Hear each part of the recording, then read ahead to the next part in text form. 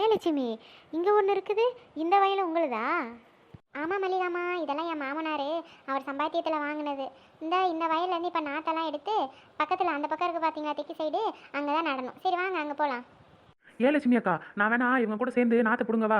நடுறதை விட பிடுங்குறதான் ஈஸியான வேலைன்னு நினைக்கிறேன். அடியே நெட்டவள்ளி, நீ உங்கள் வீட்டிலலாம் பிடுங்குறியா, அதுவே போதும். இங்கே ஒன்றும் நீ நாற்று பிடுங்க வேணாம் நட.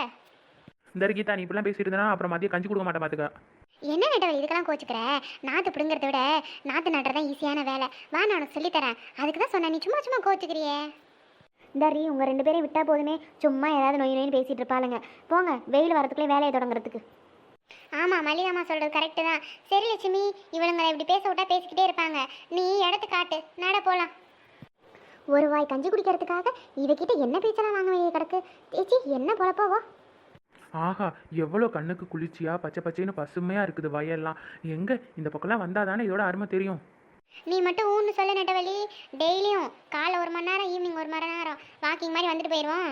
ஆமாம் கீதாக்கா, நாளையிலேருந்து வரணும் பார்த்துக்க. சரி சரி, அதெல்லாம் உன் மாமியார் விட்டா பார்க்கலாம். நடங்க. பாக்கியாக்கா, இதுதான் நம்ம வயல். இந்த ஏற்கனவே ஆளுங்க வேலையை தொடங்கிட்டாங்க. பக்கத்தில் நாற்று பிடுங்கிறதுக்கு தான் ஆள் கொஞ்சம் கம்மியாக இருக்குது. நான் மல்லிகாமா வேணா அங்கே கூட்டிகிட்டு போகிறேங்க்கா. நீங்கள் வேலையை தொடங்குங்க, நான் போயிட்டு வந்துடுறேன். ஒரு 10 நிமிஷத்தில் வந்துடுறேங்க்கா. சரி லட்சுமி, நீயும் போ. அங்கே ஏதாவது ஒரு வேலை இருந்தால் நீயும் பாரு, நாங்கள் இங்கே பார்த்துக்குறோம். சரியா? என்ன லட்சுமி அக்கா, ஒரு 10-11 மணிக்கா ஏதாவது டீ காப்பி வடை அது மாதிரி ஏதாவது சூடாக கிடைக்குமா? சொல்லி விட்ருக்கேன் கீதா. எங்கள் வீட்டுக்காரர் வரும்போது வாங்கிட்டு வருவார். வடையும் டீயும் வரும். ஒரு 12 மணி ஆயிரும் கீதா. எப்படியும் அப்படி போடு, இன்னைக்கு நல்லா ஜாலி தான். பரவாயில்லையே, இந்த காட்டு வேலையும் நல்லா தான் இருக்கும் போல். நான் கூட ஆஃபீஸில் கம்ப்யூட்டரில் உட்காந்துருக்கவங்களுக்கு தான் இந்த டீ காப்பியெல்லாம் இருக்குன்னு நினச்சேன். இங்கேயும் டீ காப்பிலாம் கொடுக்குறீங்க. ஓகே ஓகே, இன்றைக்கி ஒரு வழியாக வேலையை கற்றுக்கிட்டு இதுக்கப்புறம் கருது இருக்கிறது, கருது அடிக்கிறது, எங்கே வயலுக்கு வேலை கூப்பிட்டாலும் ஓடிட வேண்டியதான். என்னடி சொல்கிற? வேலை கற்றுக்க போறியா? அப்போ நட தெரியும்னு உனக்கு என்ன தெரியுமா தெரியாதா? ஏதாவது உண்மையை சொல்லு, ஏதாவது பண்ணி விட்றாத நெட்டவழி. விடு லட்சுமி, அதான் நான் இருக்கிறேன்ல, அதெல்லாம் நான் பார்த்துக்கிறேன். நீ போய் வேலையை பார்ப்போ, நேரமாயிட்டே இருக்குதுல்ல. சரிங்க பாக்கியாக்கா, ஏதாவதுனா கூப்பிடுங்க. நான் அந்த பக்கத்து வயலில் தான் நிற்கிறேன். மல்லிகாமா வாங்க போகலாம். சரி வாங்க 2 பேரும். அந்த நாற்று கட்டு இருக்குதுல்ல, ஆளுக்கு ஒன்று கையில் எடுங்க. நான் எப்படின்னு சொல்கிறேன், நான் சொல்கிற மாதிரியே பண்ணுங்க. சரியா? என் நெட்டவள்ளி, இந்த காலை அந்த ஷூவை நான் கழட்டி வச்சாதான் என்ன? ஆட பாக்கியாக்கா, உங்களுக்கு தெரியாதா? அது நான் பிறந்ததுலேருந்தே இந்த ஷூ இருக்குது. நானே நினச்சாலும் கழட்ட முடியாது. வேற ஒன்றும் இல்லை, தப்பாக எடுத்துக்காதீங்க யாரும். சரி சரி, யாரும் எதுவும் நினைக்கலாமா? வாங்க வேலையை பார்ப்போம். இந்த கையில் இருக்கல நாற்று, அதில் 2 எடுத்து நல்லா அழுத்தி உள்ள மண்ணில் நல்லா குத்தி குத்தி வைக்கணும். சரியா? அது நேராக வைக்கக்கூடாது, கொஞ்சம் சாய்ச்சி வைக்கணும். அவ்வளோதான். இதுலலாம் ஒன்றுமே இல்லை, ஈஸி தான், பண்ணுங்க. அவ்வளோதான விஷயம்? சரி சரி, இப்போ பாருங்க, அடிச்சு தூள் கலப்புறேன்னா என்னென்னு. ஏன் பாக்கியாக்கா, நாற்று நடையில் பாட்டெல்லாம் ஏதோ பாடுவாங்களாமே, கேள்விப்பட்டிருக்கேன். உங்களுக்கு ஏதாவது தெரியுமா? எனக்கு நாற்று நடுற பாட்டெல்லாம் தெரியாது கீதா. நான் இது வரைக்கும் போனதெல்லாம் இல்லை. சின்ன வயசில் அப்படி வயலோரமாக நின்று பார்த்துருக்கேன். நாற்று நடுறதே கண்ணில் பார்த்து தான் எனக்கு தெரியும். எனக்கு ஒன்றும் பெருசாலாம் தெரியாது. சரிக்கா, ஏதாவது ஒரு பாட்டை எடுத்து விடுங்களேன், பழைய பாட்டு ஏதாச்சும். சும்மா எப்படி குனிஞ்சிட்டே வேலை பார்க்குறது? சரி, அப்போனா எனக்கு ஒரு பாட்டு தெரியும், அதை வேணா சும்மா பாடுறேன். தப்பு கிப்பு இது ஏதாவது இருந்தால் மன்னிச்சுக்கோங்க. ஆசையில பாத்தி கட்டி நாத்து ஒன்று நட்டு வச்சவா பூவாயி, ஆதரவ தேடி ஒரு பாட்டு ஒன்று கட்டி வச்சவா ஏன் தாயி, நானா பாடலையே நீதான் பாட வச்ச. அப்படி போடுங்க. நானா பாடலையே, நீதான் பாட வச்ச. ஆசையில பாத்தி கட்டி நாத்து ஒன்று நட்டு வச்சவா பூவாயி, ஆதரவ தேடி ஒரு பாட்டு ஒன்று கட்டி வச்சவா ஏன் தாயி. அட அட அக்கா, சும்மா சொல்லக்கூடாது. உங்கள் குரல் அருமையோ அருமை. போங்க, நீங்களாம் எங்கேயோ இருக்க வேண்டிய ஆள், இங்கே வந்து மாட்டிக்கிட்டீங்க. ஆட சும்மா இரு நெட்டவள்ளி, எனக்கு இந்த பாட்டெல்லாம் தெரியாது. நீங்கள் கேட்கவும் ஏதோ எனக்கு தெரிஞ்ச 2 வரியை பாடுன்னு அம்பிட்டுட்டேன். அட பாக்கியாக்கா, சூப்பராக பாடுறீங்களே. வேற ஏதாவது பாட்டு தெரிஞ்சா பாடுங்கக்கா, ப்ளீஸ்க்கா. அப்படிங்கிறீங்களா? சரி இரு, யோசிச்சு ஏதாவது பாடுறேன்.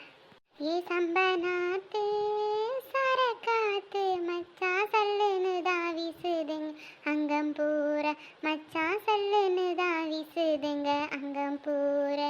ஏ பொண்ணு வாசம் பூவு வாசம் என்ன கட்டிக்கங்க வச்சுக்கங்க காலம் பூர, என்ன கட்டிக்கங்க வச்சுக்கங்க காலம் பூர. என்ன பாக்கியாக்கா, அம்பிட்டுதானா நிறுத்திட்டீங்க? இன்னும் ஒரு 2 வரி தான் பாடுங்களே கேட்போம். அட போங்கடி நீங்க வேற, எனக்கு அதெல்லாம் ஒன்றும் தெரியாது. சரி கடகடன் வேலையை பார்ப்போம். அடி நெட்டவெளி, ஏன்டி இப்படி குனிஞ்சு குனிஞ்சு பின்னாடி இடிச்சுக்கிட்டு வர? கொஞ்சம் தள்ளி தான் நட்டா என்ன?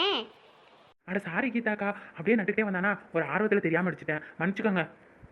ஏம்மா அந்த வரப்பு பக்கம் எல்லாரும் வாங்கம்மா, டீயும் வடையும் வாங்கிட்டு வந்திருக்கேன், சாப்பிட்டுப்புட்டு வேலையை ஆரம்பிங்கம்மா, வாங்கம்மா.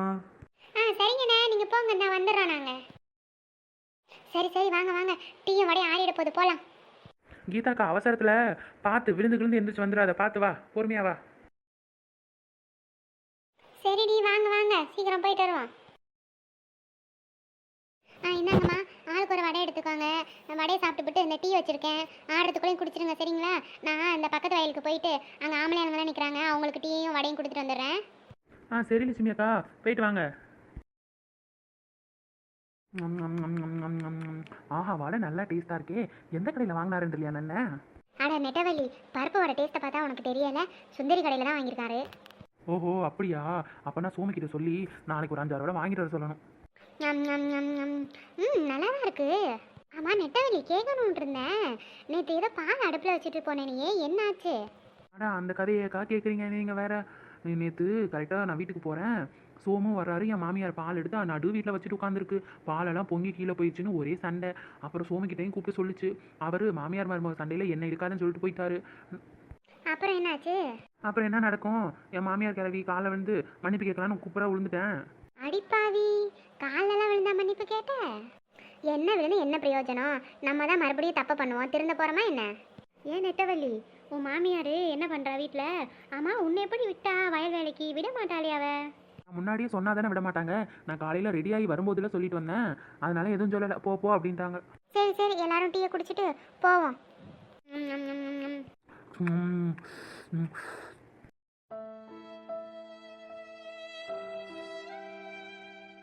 ஓரளவுக்கு நெருக்கி முடிச்சிட்டோம் போல இருக்கே, மீதியை சாப்பிட்டுட்டு வந்து கை வைக்கலாம். சரி வாங்க போவோம். பாக்கியாக்கா, என்ன சாப்பாடு கொண்டு வந்தீங்க? நேற்று மதியம் ஆக்கின சோறு இருந்துச்சு கீதா, அதில் தண்ணி ஊற்றி வச்சுருந்தேன், அதை எடுத்துக்கிட்டு கொஞ்சம் சாலை மீன் பொரிச்சது இருந்தது, அதையும் எடுத்துகிட்டு வந்தேன். அப்படியா? கஞ்சியும் சாலை மீன் வறுவலுமா? நல்லா இருக்குமே, சூப்பர். நெட்டவழி நீ என்ன கொண்டு வந்த? நான் பழைய கஞ்சியும் தயிரும் மோர் மிளகா.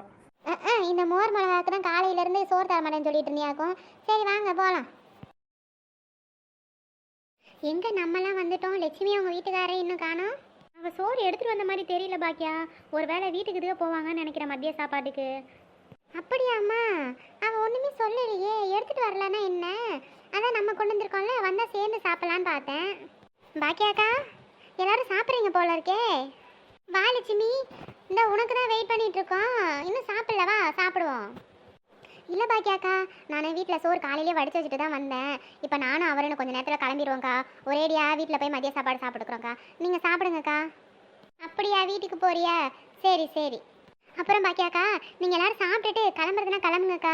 இதுக்கப்புறம் வரப்பு ஓரத்தில் மட்டும்தான் நடவு நடணும். அதான் கிட்டத்தட்ட எல்லாம் நெருக்கி முடிச்சிட்டிங்கல்ல, அதை வந்து இருக்கிற ஆளுங்களை வச்சு நாங்கள் முடிச்சுக்கிறோம். நீங்கள் 4 பேர் கிளம்புங்க. லட்சுமி, அதான் கொஞ்சம் தானே இன்னும் இருக்குது, இருந்து முடிச்சு கொடுத்துட்டே போகிறோம். இப்போ என்ன எங்களுக்கு அவசரம்?